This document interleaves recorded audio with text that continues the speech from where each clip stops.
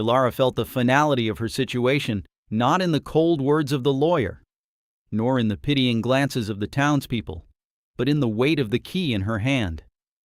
It was a single, rust-pocked key that unlocked nothing she owned. It was the key to the house she had shared with Liam, a house that was no longer hers. His brother, Marcus, a man whose grief had calcified into a hard, acquisitive righteousness, had seen to that. The will, it turned out, was an old one, drafted before their marriage, and it named Marcus as the sole heir to the property and the modest savings Liam had accumulated. Ilara, his wife of 5 years, was left with memories and the clothes on her back. The law, as Marcus had so coolly informed her, was the law. She stood on the porch of that house for the last time, the northern wind pulling at the threads of her worn coat. It was a wind that had a personality in this part of the country. It was not a gentle breeze, but a persistent, scouring force that shaped the trees into stooped figures and wore down the edges of the granite hills. The sky was the color of old pewter, vast and indifferent. This was a land that did not offer comfort easily. It demanded resilience, a certain hardness of spirit that Ilara feared she no longer possessed.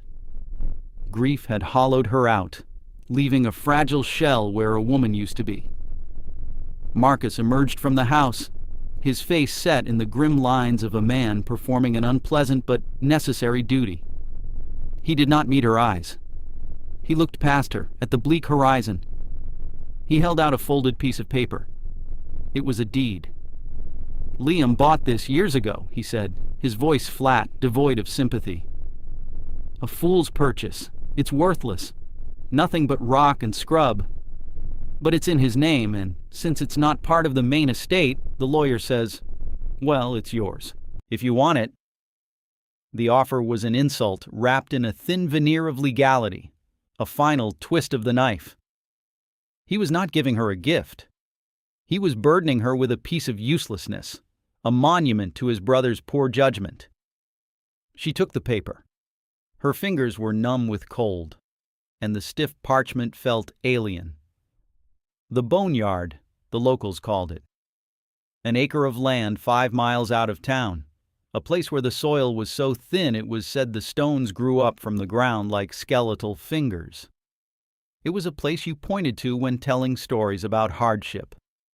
No one had ever tried to live there. No one had ever wanted to. "Thank you, Marcus," she said, the words tasting of ash in her mouth. She did not know why she said it. Perhaps it was the last vestige of the politeness that had been drilled into her since childhood. Or perhaps it was a flicker of defiance, a refusal to let him see her crumble completely. He gave a curt nod, a dismissal. He went back inside, and the solid click of the lock behind him was a sound more final than a shovel full of dirt on a coffin. The house, with its warm lights and memories, was sealed off from her forever. She was alone, standing on a porch that was no longer hers, holding a deed to a place no one wanted, with a cold that was beginning to seep into her very bones. She had been kicked out with nothing, or rather, worse than nothing. She had been given a piece of hopelessness and told to call it her own. The walk to the Boneyard was long. She had no car, only a small canvas bag containing a change of clothes, a loaf of bread, a small knife, and the last photograph of her and Liam, his arms slung around her shoulders, both of them squinting into a summer sun that felt a lifetime away. Each gust of wind seemed to push her backward, to mock her progress. The town shrank behind her into a cluster of huddled roofs and thin plumes of smoke. She was walking away from the last remnants of community, toward a place defined by its isolation. When she finally arrived, the place was worse than she had imagined.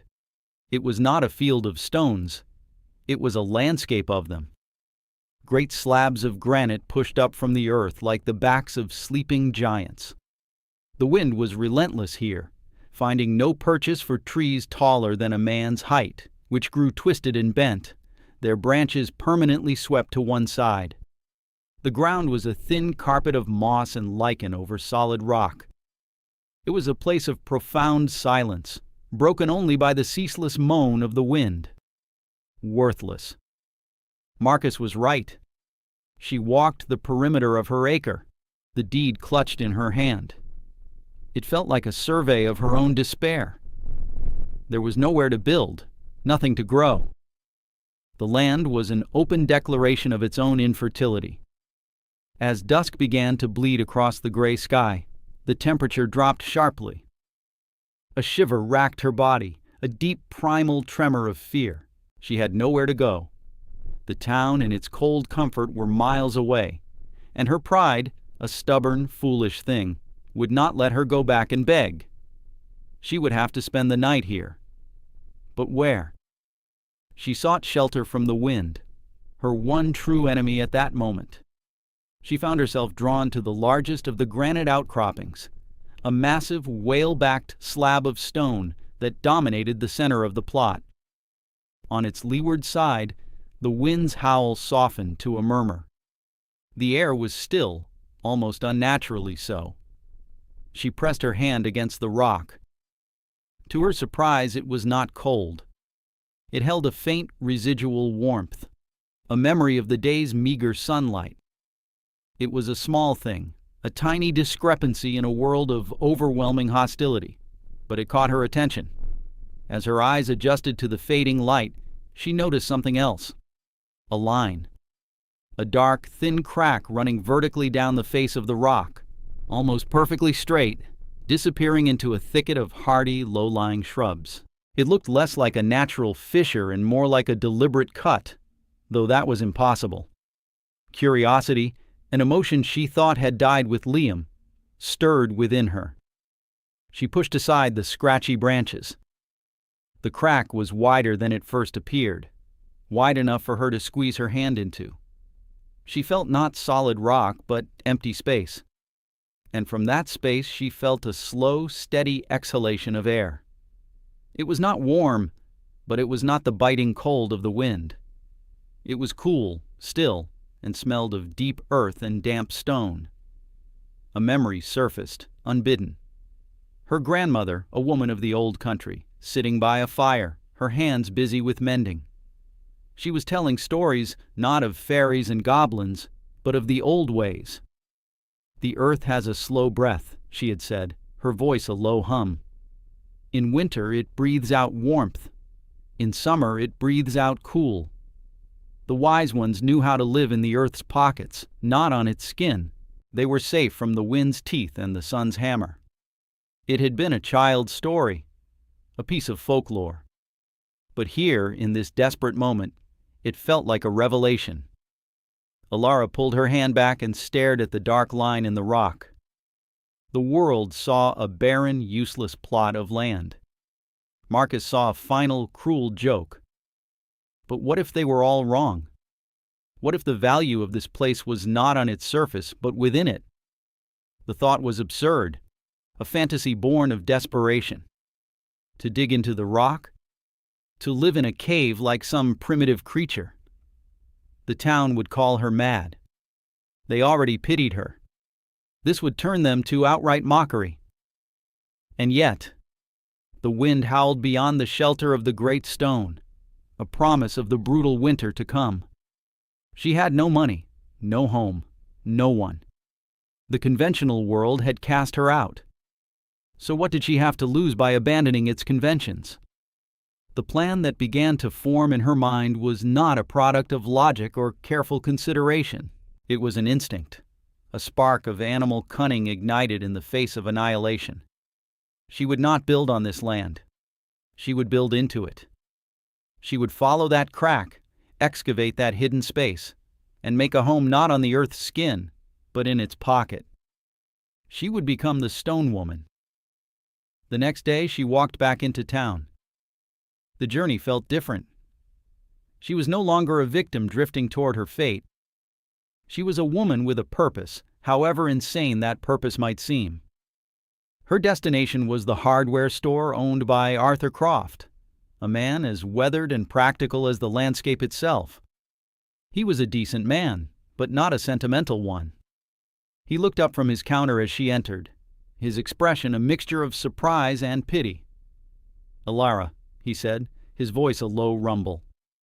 "I heard what Marcus did. It's a damned shame. "I need to buy some tools, Arthur," she said, ignoring his commiseration. She could not afford pity. It was a luxury that would soften her resolve. She placed her last few dollars on the counter. "A pickaxe, a shovel, and a sturdy wheelbarrow.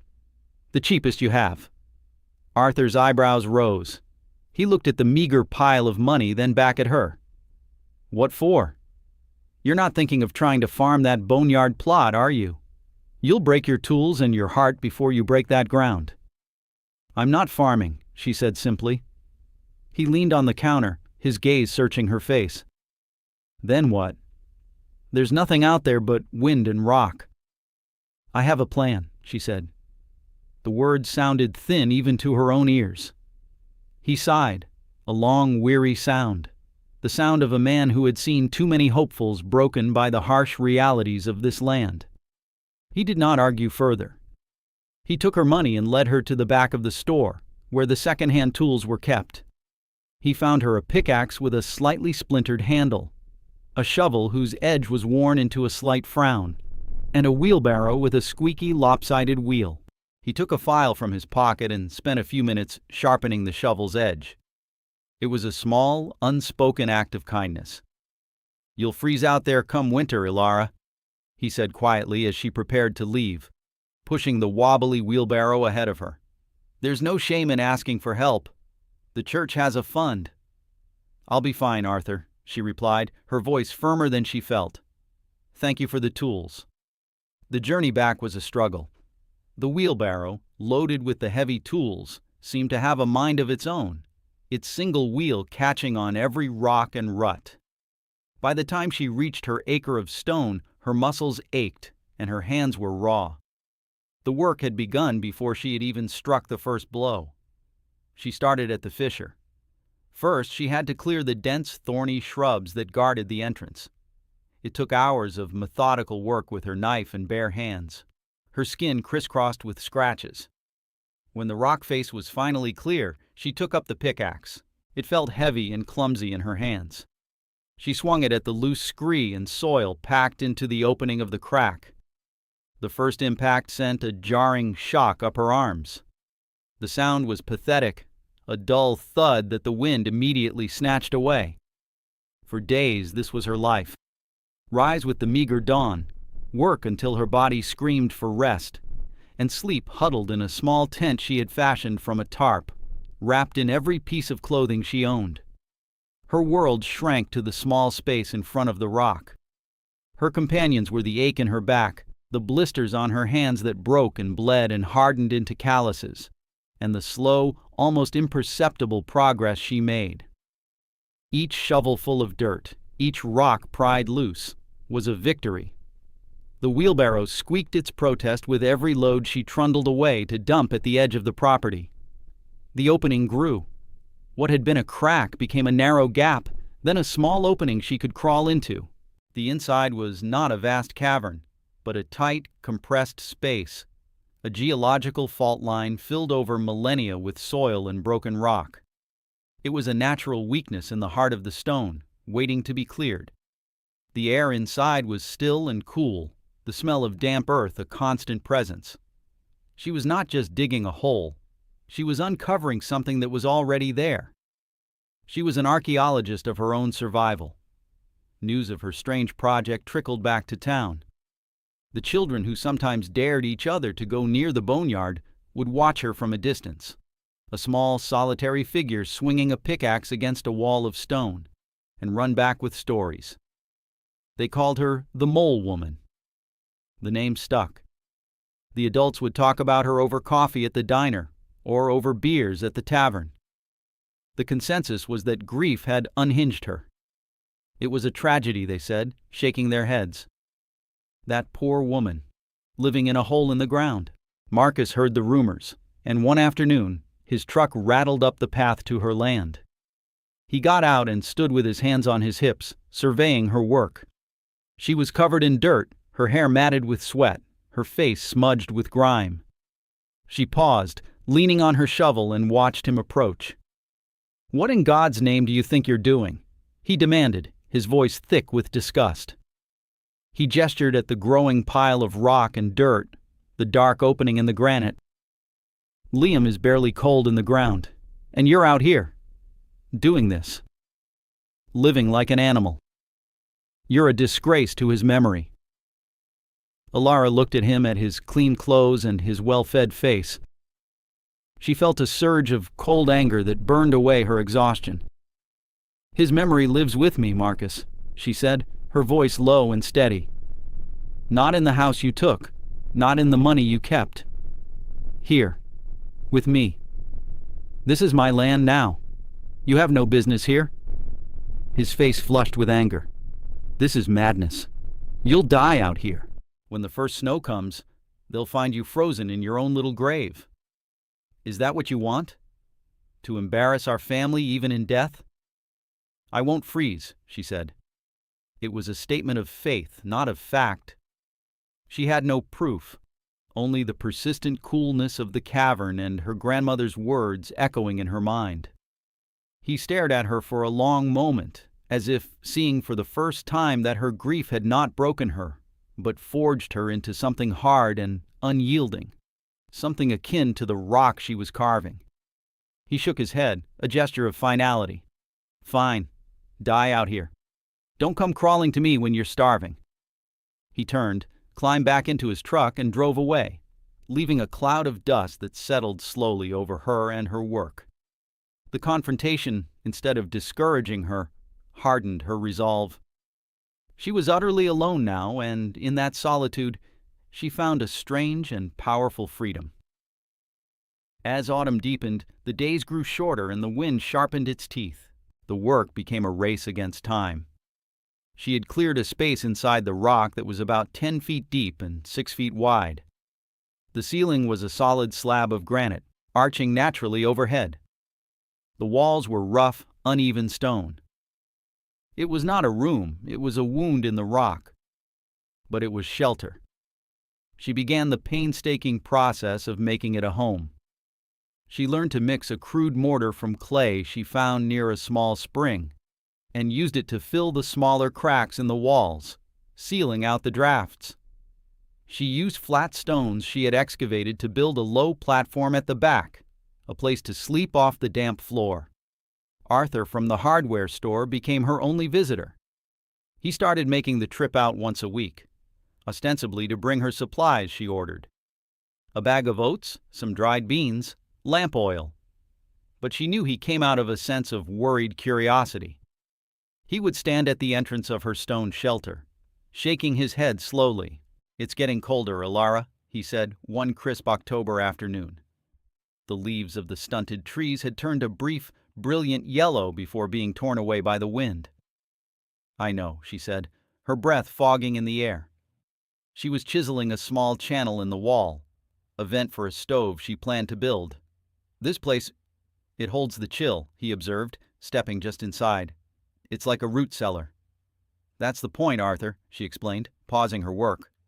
A root cellar stays cool in the summer and it doesn't freeze in the winter. The Earth's temperature is constant, just a few feet down.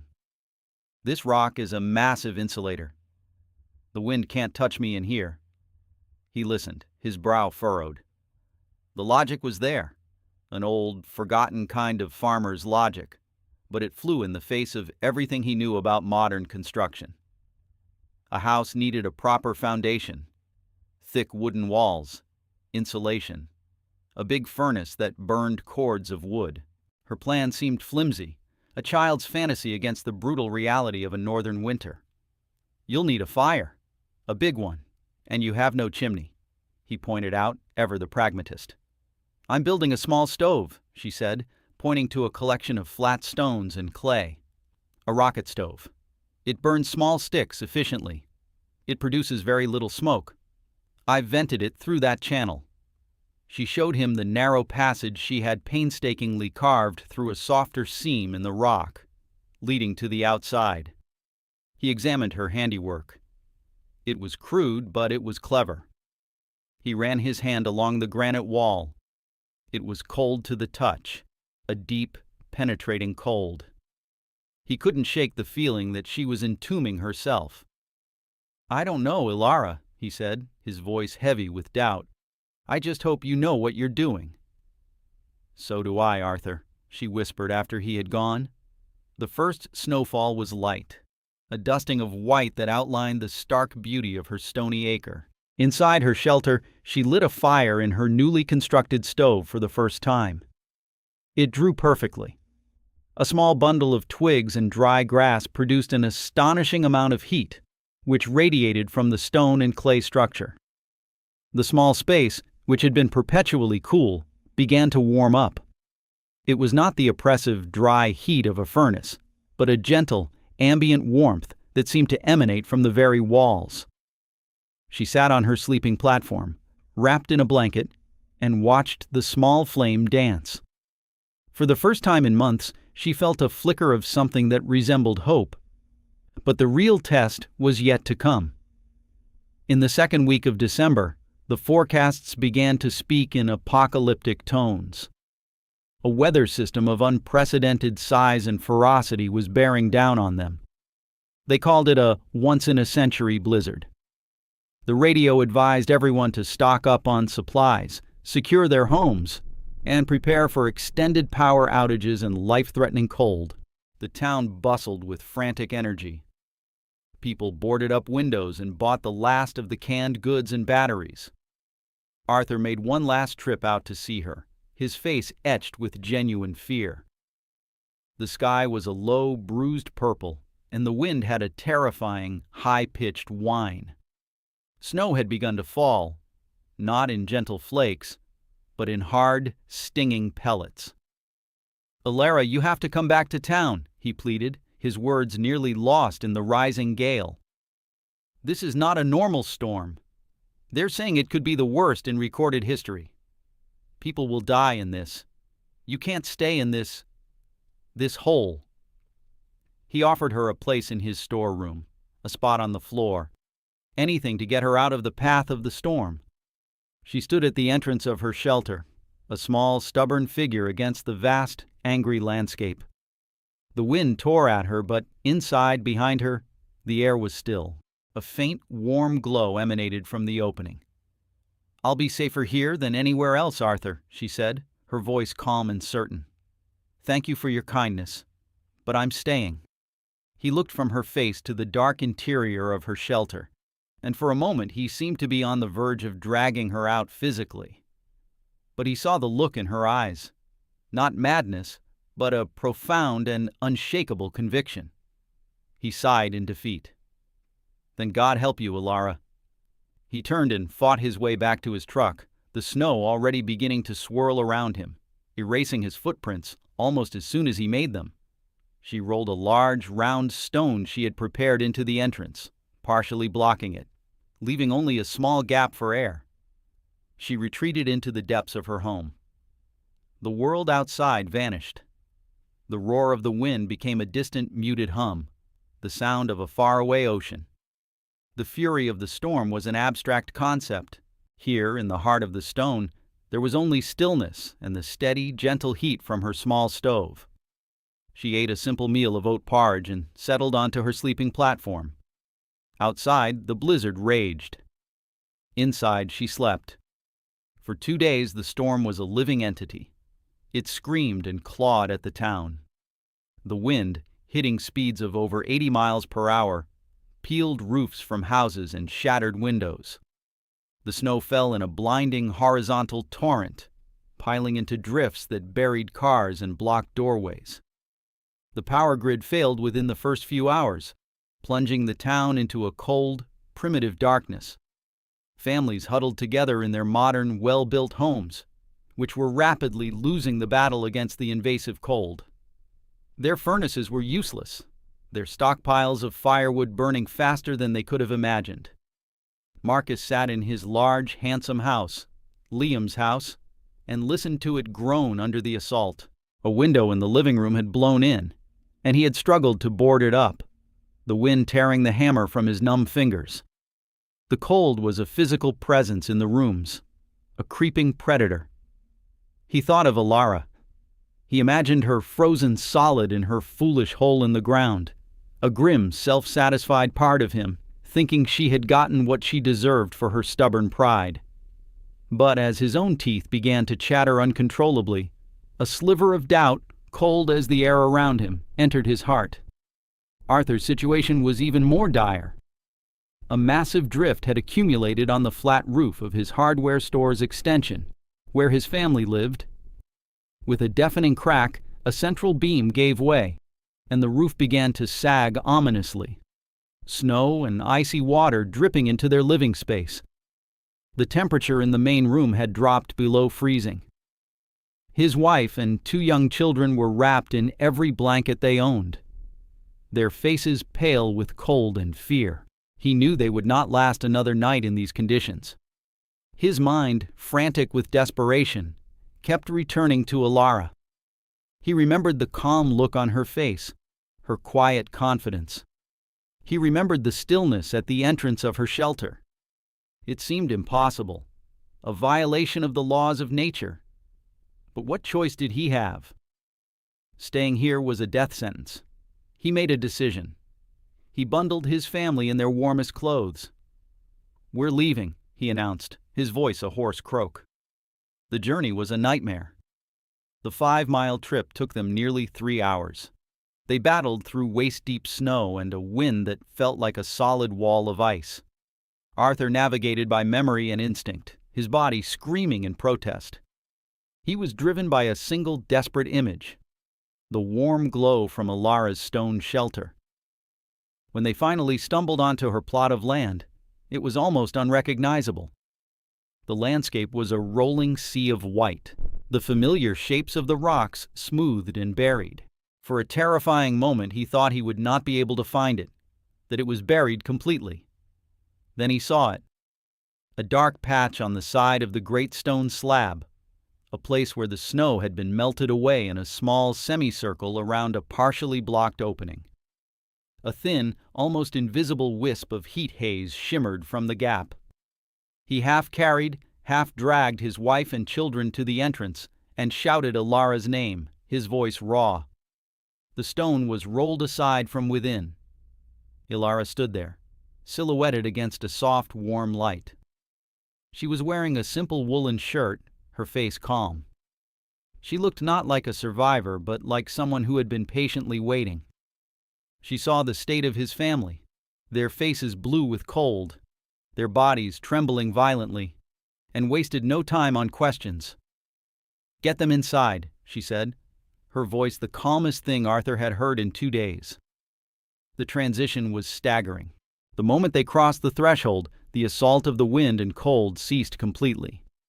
The air inside was warm, not hot, but a comfortable, life-giving warmth that felt miraculous. The silence was absolute. Arthur looked around, his mind struggling to process what he was seeing. The space was small and womb-like. A tiny fire danced in the clay stove. Blankets were laid out on the stone platform. A small oil lamp cast a gentle glow on the rough-hewn walls. His wife collapsed onto a blanket, weeping with relief. His children, stunned, simply stared at the fire, their shivering slowly subsiding as Alara wrapped them in a dry, warm blanket. Arthur stood in the middle of the small room, snow melting from his coat and pooling at his feet. He looked at the solid granite ceiling, the thick stone walls, and then at Alara. He saw the result of her months of back-breaking labor, of the mockery she had endured. It was not a grave. It was a sanctuary. It was the safest, warmest place in the entire county. His own sturdy modern home had failed, brought to its knees by the storm. Her primitive hole in the rock had triumphed. He finally found his voice, the question coming out as a choked whisper. "How?" Alara simply smiled, a small, tired but deeply satisfied smile. "The earth keeps its promises," she said. When the storm finally broke on the 3rd day, the world it revealed was shattered and frozen. The town was a scene of devastation. Dozens of roofs had collapsed. Countless homes were unlivable due to burst pipes and structural damage. The community was in a state of shock, facing a recovery that would take months, if not years. The story of Arthur Croft and his family's survival was the first piece of news to spread through the dazed survivors. He told everyone who would listen how he had made a desperate trek to the mole woman's hole, expecting to find a corpse, and had instead found salvation. People didn't believe it at first. It sounded like a fever dream, a story born of trauma. But then a small procession of townspeople, led by a humbled and curious few, made their way out to the boneyard. They saw the proof with their own eyes. They saw Alara, alive and well. They saw the simple, ingenious shelter that had weathered the storm of the century, without so much as a shiver. They felt the steady, quiet warmth radiating from the opening in the rock. Their mockery and pity evaporated, replaced by a profound, stunned awe. Marcus's house was a wreck. The collapsed porch and shattered windows were a testament to his own vulnerability. His pride was in tatters, his finances ruined by the coming repairs. He was among those who came to see her shelter. He stood at the edge of the crowd, not speaking, his face a mask of conflicting emotions. He saw what she had built, not from resources and money, but from nothing but rock, dirt, and an idea he had dismissed as madness. He had called her a disgrace to his brother's memory. But he saw now that she had honored Liam with a display of strength and resilience that he could never have matched. The perception of Alara shifted overnight. She was no longer the tragic, unhinged widow. She was the stone woman, but the name was now spoken with reverence, not scorn. She was the one who had listened to the land instead of fighting it. She was the one who had been right when everyone else, with all their conventional wisdom, had been wrong. In the months that followed, as people struggled to rebuild, her acre of worthless land became the most important place in the region. People came to her not with charity, but with questions. They asked her to show them the principles of her design. They looked at the rocky, unforgiving hills around their own properties, not as obstacles, but as opportunities. Alara, the outcast, became a teacher. She showed them how to find the natural faults in the rock, how to work with the thermal mass of the earth, how to build the small, efficient stoves that could heat a space with a handful of sticks. A new kind of architecture began to emerge in the region. People began building homes that were partially or fully subterranean, nestled into the hillsides, protected from the wind's fury, and insulated by the earth itself. These stone houses were warm in the winter, cool in the summer, and almost impossibly resilient. They were a testament to a wisdom that had been rediscovered by a woman with nothing left to lose. Years passed. Alara never left her acre of stone. Her shelter grew as she methodically and patiently expanded it, carving out new rooms from the living rock. It became a beautiful and sprawling home, filled with light from cleverly placed skylights and warmed by the constant, gentle breath of the earth. She was never lonely. Her home became a center for the community, a place people came for advice, for comfort, or just to sit in the quiet, peaceful warmth. She remarried to Arthur, whose first wife had left him a year after the storm, unable to endure the hardship of the land. He had never forgotten the woman who saved his family, and his initial pity had long ago transformed into a deep and abiding love and respect. A decade after the Great Blizzard, the landscape told the story of her legacy. The town was no longer a collection of vulnerable wooden boxes perched on the land's surface. It was a community that had learned to live in partnership with its harsh environment. The stone houses, with their green roofs and sheltered entrances, dotted the hillsides, symbols of a hard-won wisdom. The narrative of our world so often praises that which is built high, that which gleams and scrapes the sky, that which shouts its presence to the world. We are taught that value lies in the visible, the expensive, the complex. But Alara's story stands as a quiet testament to a different kind of truth.